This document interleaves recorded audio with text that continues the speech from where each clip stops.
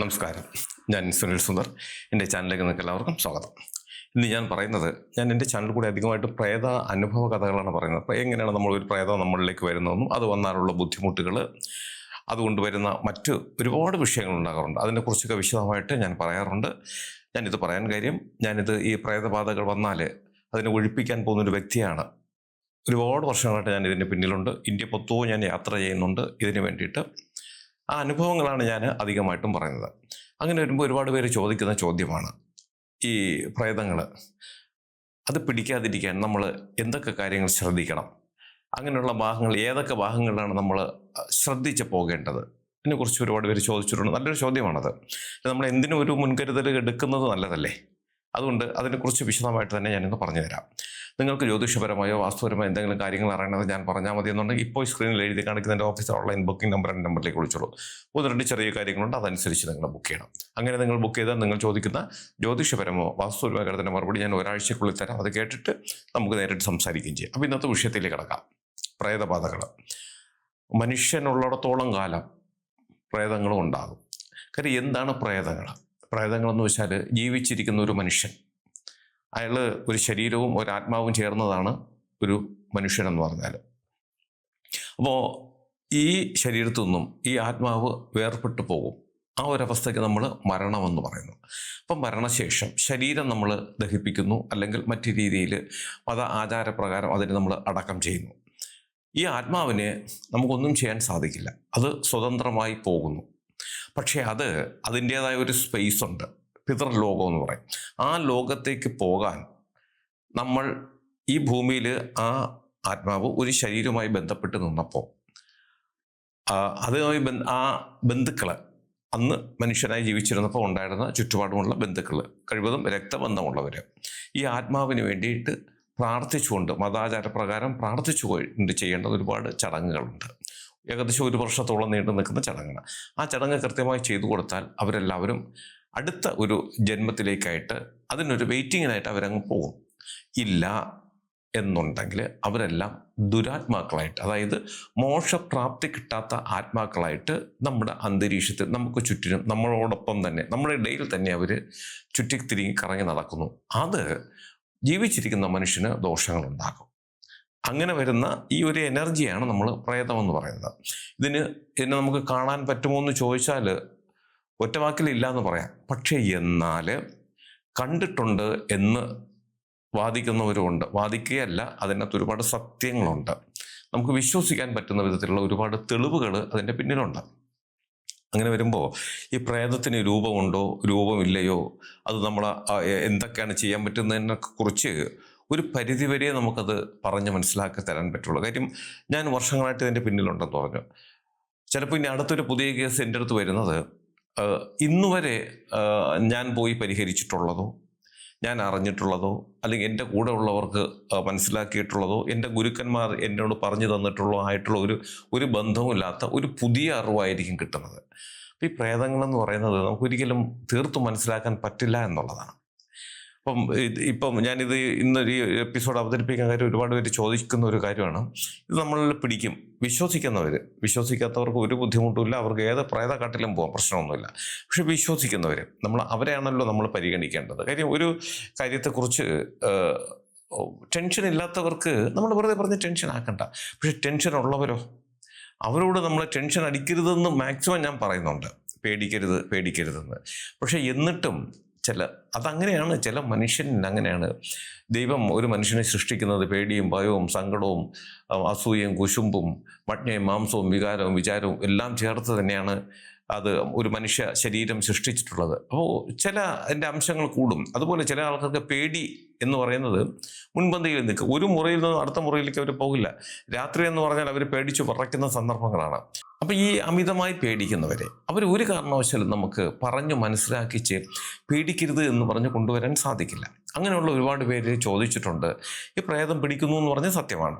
പക്ഷെ അത് എങ്ങനെയുള്ള സ്ഥലങ്ങളിലൊക്കെ പോയാലാണ് ഈ പ്രേതം പിടിക്കുക, നമ്മൾ എന്തൊക്കെയാണ് അതിനുവേണ്ടി ശ്രദ്ധിക്കേണ്ടത് എന്നുള്ള കാര്യങ്ങളെക്കുറിച്ച് ചോദിച്ചിട്ട് അതിനെക്കുറിച്ച് വിശദമായി തന്നെയാണ് ഞാനിന്ന് പറയുന്നത്. പ്രധാനം നമ്മൾ ഭയപ്പെടാതിരിക്കുക എന്നുള്ളതാണ് ഏറ്റവും വലിയ കാര്യം.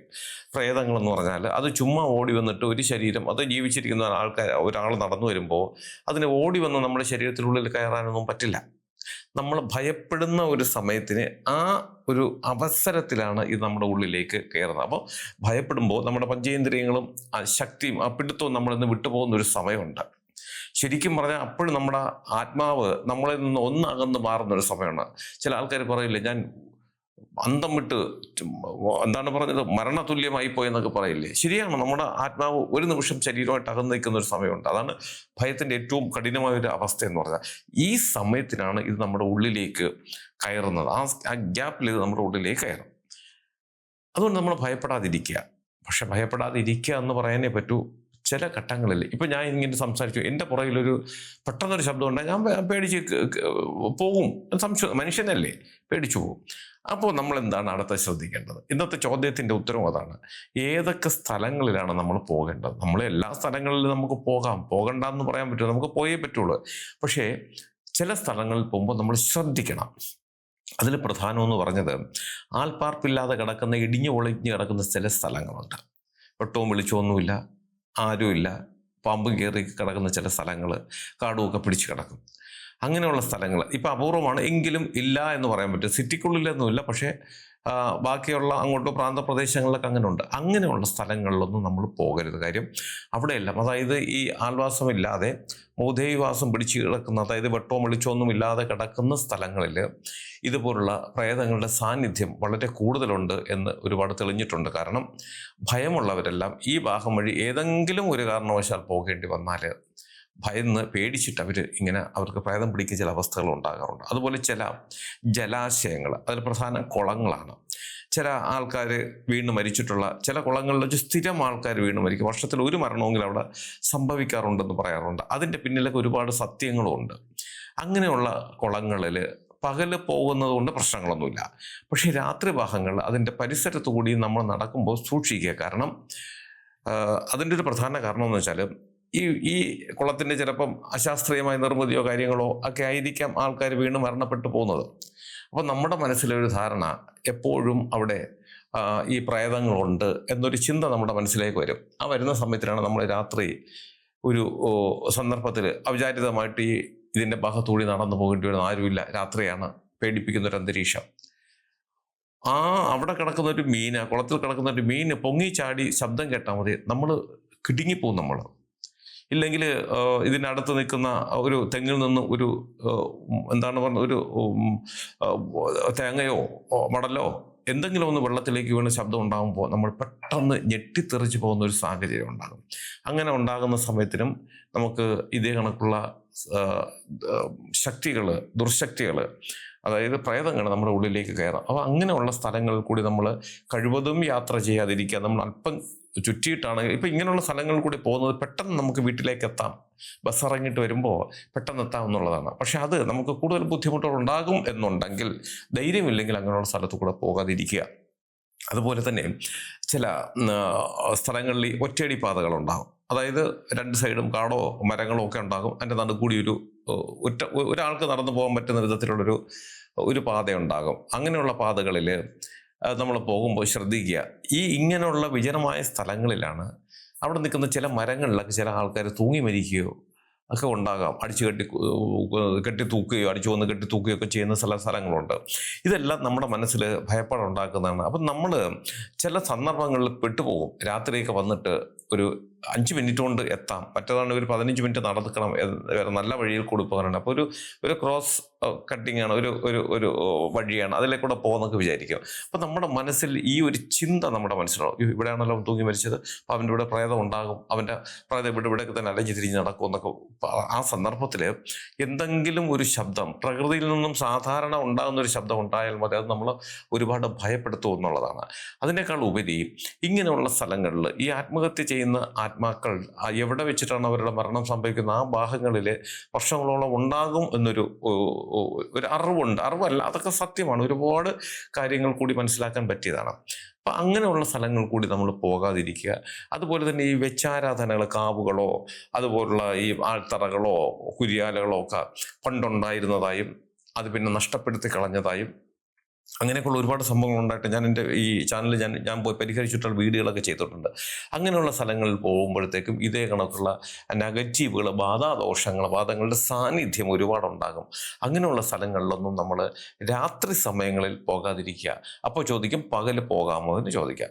പകലാണെങ്കിലും ധൈര്യമുണ്ടെങ്കിൽ മാത്രമേ പോകാവൂ. നമ്മൾ ഈ പറഞ്ഞ കണക്ക് ഒരു കുറേ മുള്ളും ഈ പറഞ്ഞ കണക്ക് കുപ്പച്ചില്ലും ഒക്കെ കിടക്കുന്ന ഒരു സ്ഥലത്തു കൂടി നമ്മൾ പോകുമോ? ബുദ്ധിമുട്ടാണ്. എങ്ങനെയെങ്കിലും കാല് മുറിയാനൊരു സാധ്യത. അപ്പോൾ നമ്മൾ വളരെ സൂക്ഷിക്കും. ഒന്നുകിൽ നമ്മൾ എന്തെങ്കിലും ഒരു പ്രതിരോധം തീർത്ത് കൊണ്ടുപോകും, പറ്റില്ല അപ്പോൾ നമ്മൾ മറ്റൊരു ഭാഗത്തൂടെയൊക്കെ പോകും. അതുപോലെ തന്നെ ഈ പായലൊക്കെ പിടിച്ച് കിടക്കുന്ന സ്ഥലത്തുകൂടി നമ്മൾ പോകുമ്പോഴത്തേക്ക് നമ്മൾ അറിയില്ല, സ്ലിപ്പ് ചെയ്ത് നമ്മൾ വീണ് ഒരുപാട് അപകടങ്ങളുണ്ടാകും. അങ്ങനെയുള്ള സ്ഥലത്തൊന്നും നമ്മൾ പോകാറില്ല. അങ്ങനെയുള്ള ഭാഗങ്ങളിൽ പ്രേതം ഉണ്ടെന്നല്ല പറഞ്ഞ, അതുപോലെ ശ്രദ്ധിച്ച് പോകും പോലെ ഇതും നമ്മൾ ശ്രദ്ധിച്ച് പോകുന്നത് നല്ലതാണ്. കാരണം ഇതൊക്കെ വന്ന് പെട്ടുപോയാൽ ബുദ്ധിമുട്ടാണ്. അതുപോലെ തന്നെ പണ്ട് ഒരുപാട് ശ്മശാന ഭൂമി പോലെ ഒരു കുടുംബത്തിൻ്റെ ഒരുപാട് ആൾക്കാരെ അടക്കം ചെയ്തിരുന്ന ഭൂമിയൊക്കെ ഉണ്ട്. അങ്ങനെയുള്ള സ്ഥലങ്ങൾക്ക് ഇത് കണക്ക് നെഗറ്റീവിൻ്റെ പ്രസൻസ് കൂടും. ആ ഭാഗത്തു കൂടിയൊക്കെ ഈ രാത്രി കാലങ്ങളിലുള്ള യാത്ര നമ്മൾ ഒഴിവാക്കുക എന്നുള്ളതാണ്. അതായത് നമുക്ക് ഭയം തോന്നിക്കുന്ന സ്ഥലത്ത്, ചുരുക്കം അത്രയാണ് എനിക്ക് പറയാനുള്ളത്. ചില സ്ഥലങ്ങളെക്കുറിച്ച് ചിന്തിക്കുമ്പോൾ നമുക്ക് ഒരുപാട് പേടി തോന്നും. അയ്യോ, അവിടെ എന്തെങ്കിലും കുഴപ്പമുണ്ടോ, അവിടെ പോകാൻ പാടുണ്ടോ എന്നൊക്കെ നമുക്ക് ഇങ്ങനെ തോന്നാം. അങ്ങനെയുള്ള സ്ഥലങ്ങളിൽ നമ്മൾ പോകാതിരിക്കുക, അതിൽ കൂടി നമ്മൾ പോകാതിരിക്കുക. ഒരു പരീക്ഷണത്തിന് പെട്ടെന്നൊന്ന് എത്താൻ വേണ്ടി ഒരു 5-10 മിനിറ്റ് ലാഭിക്കാൻ വേണ്ടിയിട്ടൊന്നും അങ്ങനെ പോകരുത്. കാര്യം പോയി കഴിഞ്ഞാൽ അത് നമുക്ക് ഭാവിയിൽ ഒരുപാട് ബുദ്ധിമുട്ടുകളുണ്ടാക്കും. അപ്പം ഇത്രയും സ്ഥലങ്ങൾ ഞാൻ പറഞ്ഞപ്പോൾ തന്നെ നിങ്ങൾക്ക് മനസ്സിലാവുമല്ലോ. ഇനി എങ്ങനെയുള്ള സ്ഥലങ്ങളൊക്കെയാണ് നമ്മൾ സൂക്ഷിക്കേണ്ടത്, എല്ലാം ഞാൻ വലിച്ചു വാരിയിട്ട് പറയുന്നില്ല. അപ്പം പ്രധാനപ്പെട്ട ഇത്തരം സ്ഥലങ്ങൾ ഇതുപോലുള്ള ചുരുക്കം പറഞ്ഞാൽ നമുക്ക് ഭയമുളവാക്കുന്ന ഭാഗങ്ങളിൽ കൂടി കഴിവതും രാത്രി സമയങ്ങളിൽ നമ്മൾ സഞ്ചരിക്കാതിരിക്കുക. കാര്യം രാത്രി എന്ന് പറയുമ്പോൾ അന്തരീക്ഷത്തു നിന്ന് മറ്റ് ശബ്ദങ്ങളൊക്കെ വളരെ കുറവാണ്.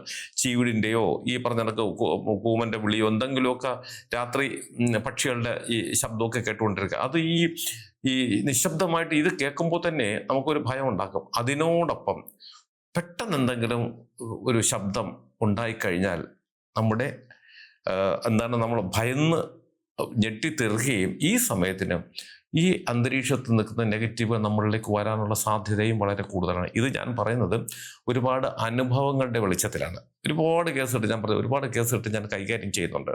അങ്ങനെ ചെയ്തു വന്ന കേസ് മിക്കവാറും നമ്മൾ നോക്കുമ്പോൾ ഇങ്ങനെയുള്ള സ്ഥലങ്ങളിലും ഇങ്ങനെയുള്ള സന്ദർഭങ്ങളിലുമാണ് കൂടുതൽ ആൾക്കാർക്കും ഇത് പിടിച്ചിരിക്കുന്നത്. അല്ലാതെ ഇല്ല എന്ന് പറയുന്നില്ല, പക്ഷേ എങ്കിലും കൂടുതലും ഇങ്ങനെയാണ് വരുന്നത്. അപ്പോൾ ഇങ്ങനെയുള്ള സ്ഥലങ്ങളിൽ പ്രത്യേകിച്ചും ഭയമുള്ളവർ പോകാതിരുന്നാൽ നമുക്ക് ഇതുപോലുള്ള ദോഷങ്ങളിൽ നിന്ന് നമുക്ക് ഒഴിവാക്കാൻ സാധിക്കും. ഈ പറഞ്ഞ ചില ആൾക്കാർ പറയുന്നുണ്ട് ഇങ്ങനെ പ്രേതമില്ല, ഭൂതമില്ല എന്നൊക്കെ പറയുന്നവരും ഇങ്ങനെയുള്ള സ്ഥലത്തോട് ഒറ്റയ്ക്ക് പോകാൻ പറഞ്ഞാൽ ബുദ്ധിമുട്ടുള്ള കാര്യം തന്നെ, അവരൊന്നും പോകില്ല. അപ്പം ഇത് അന്തരീക്ഷത്തിൽ അല്ലെങ്കിൽ മനുഷ്യന് ചുറ്റിനും ഇങ്ങനെയുള്ള ചില നെഗറ്റീവ് എനർജികൾ ഉണ്ടെന്നും അത് നമ്മുടെ ശരീരത്തിലേക്ക് വരാനുള്ള ചില സന്ദർഭങ്ങൾ ഇങ്ങനെയൊക്കെയാണെന്നും അത് വന്നു കഴിഞ്ഞാലുള്ള ബുദ്ധിമുട്ടുകളെ കുറിച്ചൊക്കെയാണ് ഞാൻ ഏറ്റവും കൂടുതൽ എൻ്റെ ചാനൽ കൂടി പറയുന്നത്. നമ്മൾ സൂക്ഷിക്കണം എന്ന് പറഞ്ഞാൽ ഇത് വന്നു പോയാൽ പിന്നെ ബുദ്ധിമുട്ടാണ്. വരാതിരിക്കാൻ ശ്രദ്ധിക്കുന്നതാണ് നല്ലത്. ഞാൻ നേരത്തെ പറഞ്ഞില്ലേ, ഒരു കുപ്പിച്ചില്ലിൻ്റെ പുറത്തൂടെ നടക്കുന്നതോ അല്ലെങ്കിൽ ഒരു പായൽ പിടിച്ച സ്ഥലത്തൂടെ നടക്കുമ്പോഴൊക്കെ നമ്മൾ ഒരുപാട് ശ്രദ്ധിക്കും. വീണ് പോകാതിരിക്കാനോ കാല് മുറിയാതിരിക്കാനോ ഒക്കെ ശ്രദ്ധിക്കും. അതുപോലെ തന്നെ ഇതിനെ നമ്മളൊന്ന് ശ്രദ്ധിക്കുക എന്നുള്ളത്. ശ്രദ്ധിച്ചു പോയാൽ ഇതൊന്നും നമ്മളെ ബാധിക്കില്ല. നമ്മൾ ചെറിയ ലാഭം നോക്കി ഇതേകൾക്ക് വൻ അപകടങ്ങളിൽ ചെന്നുപെടാതിരിക്കുക. അപ്പോൾ ഇന്നത്തെ ചോദ്യം ഇതായിരുന്നു: ഏത് ഭാഗത്തൊക്കെ പോകുമ്പോഴത്തേക്കാണ് അല്ലെങ്കിൽ ഏതൊക്കെ ഭാഗത്ത് നമ്മൾ പോയാൽ പ്രേതം പിടിക്കും, ശ്രദ്ധിക്കണം എന്നുള്ളതിനെ കുറിച്ചാണ് ചോദിച്ചിരുന്നത്. പ്രധാനമായും ഒറ്റ വാക്കിൽ പറയുകയാണെങ്കിൽ നിങ്ങൾക്ക് ഭയമുളവാകുന്ന ഒരു സ്ഥലത്തു കൂടിയും പ്രത്യേകം രാത്രി കാലങ്ങളിൽ സഞ്ചരിക്കാതിരിക്കുക. അതാണ് ഏറ്റവും ഉത്തമമായ മാർഗം. ഞാൻ ഈ പറഞ്ഞ വഴികൾ അല്ലെങ്കിൽ ഞാൻ ഈ പറഞ്ഞ കാര്യം നിങ്ങൾക്ക് എല്ലാവർക്കും ഉപകാരപ്രദമാകട്ടെ. നിങ്ങൾക്ക് ജ്യോതിഷപരമായോ വാസ്തുപരമായോ എന്തെങ്കിലും കാര്യങ്ങൾ അറിയണത് ഞാൻ പറഞ്ഞാൽ മതി എന്നുണ്ടെങ്കിൽ ഇപ്പോൾ സ്ക്രീനിൽ എഴുതി കാണിക്കുന്ന എൻ്റെ ഓഫീസിലെ ഓൺലൈൻ ബുക്കിംഗ് നമ്പറാണ് ഈ നമ്പറിലേക്ക് വിളിച്ചോളൂ. ഒന്നുകൊണ്ട് ചെറിയ കാര്യങ്ങളുണ്ട്, അതനുസരിച്ച് നിങ്ങൾ ബുക്ക് ചെയ്യണം. അങ്ങനെ നിങ്ങൾ ബുക്ക് ചെയ്താൽ നിങ്ങൾ ചോദിക്കുന്ന ജ്യോതിഷപരമോ വാസ്തുപരമോ കാര്യത്തിൻ്റെ മറുപടി ഞാൻ നിങ്ങൾക്ക് തരാം. അത് കേട്ടിട്ട് നിങ്ങളെ തിരിച്ചു വിളിക്കുകയും ചെയ്യാം. അതുപോലെ തന്നെ നിങ്ങളുടെ വീടിനോ നിങ്ങളുടെ ഭൂമിക്കോ വാസ്തുദോഷമോ ഭൂമിദോഷമോ അതുപോലുള്ള പ്രേതബാധാദോഷങ്ങളോ സർപ്പദോഷങ്ങളോ എന്തെങ്കിലുമൊക്കെ ഉള്ള ഭൂമിയാണെങ്കിൽ, വീടാണെങ്കിൽ അതിനെ നേരിട്ട് അവിടെ ഞാൻ വന്ന് കണ്ട് പരിശോധിക്കുന്നതായിരിക്കും ഉത്തമം. അങ്ങനെയാണെങ്കിൽ അത് കൃത്യമായി കണ്ടുപിടിച്ച് അതിനുള്ള പൂർണ്ണ പരിഹാരങ്ങളും ചെയ്തു തരുവാൻ സാധിക്കും. അതിനും നിങ്ങൾ ഈ നമ്പർ വിളിച്ച് ബുക്ക് ചെയ്യുക. അതിന് ഏത് ജില്ലയിലാണെങ്കിലും മറ്റൊരു സ്റ്റേറ്റിലാണെങ്കിലും സമയക്രമം അനുസരിച്ച് ഞാൻ അവിടെ വന്ന് കണ്ട് അതിനുള്ള പരിഹാര മാർഗ്ഗങ്ങളും ചെയ്തു തരാം. അതുപോലെ നിങ്ങൾക്ക് ജ്യോതിഷം നേരിട്ട് വന്നറിയാനുള്ള അവസരമുണ്ട്, സന്ദർഭമുണ്ട്. അതിന് നിങ്ങൾ തിരുവനന്തപുരത്താണ് വരേണ്ടത്. അങ്ങനെ വരുന്നവർ ഈ നമ്പർ വിളിച്ച് ബുക്ക് ചെയ്തതിന് ശേഷം മാത്രം വരാൻ ശ്രമിക്കുക. ഇതെൻ്റെ ഓഫീസിലെ ഓൺലൈൻ ബുക്കിംഗ് നമ്പറാണ്. ഇതെല്ലാ ദിവസവും രാവിലെ 10 മണി മുതൽ വൈകുന്നേരം 5:30 മണി വരെ നിങ്ങൾക്ക് നമ്പർ വിളിച്ച് ബുക്ക് ചെയ്യാം. നിങ്ങൾ എൻ്റെ ചാനൽ സ്ഥിരമായിട്ടൊന്ന് കാണണം, സബ്സ്ക്രൈബ് ചെയ്യണം. എനിക്ക് വേണ്ടുന്ന എല്ലാവിധ പ്രോത്സാഹനങ്ങൾ തരികയും വേണം. നിങ്ങൾക്കും നിങ്ങളുടെ കുടുംബത്തിലെ ഓരോ അംഗത്തിനും എല്ലാവിധ ഐശ്വര്യങ്ങളും സന്തോഷവും സമാധാനവും ദീർഘായുസ്സും ഈശ്വരൻ തരട്ടെ എന്ന് ആത്മാർത്ഥമായി പ്രാർത്ഥിച്ചുകൊണ്ട് തൽക്കാലം നിർത്തുന്നു. അടുത്ത ഒരു വീഡിയോയുമായി കാണുന്നവരെ എല്ലാവർക്കും നന്ദി, നമസ്കാരം.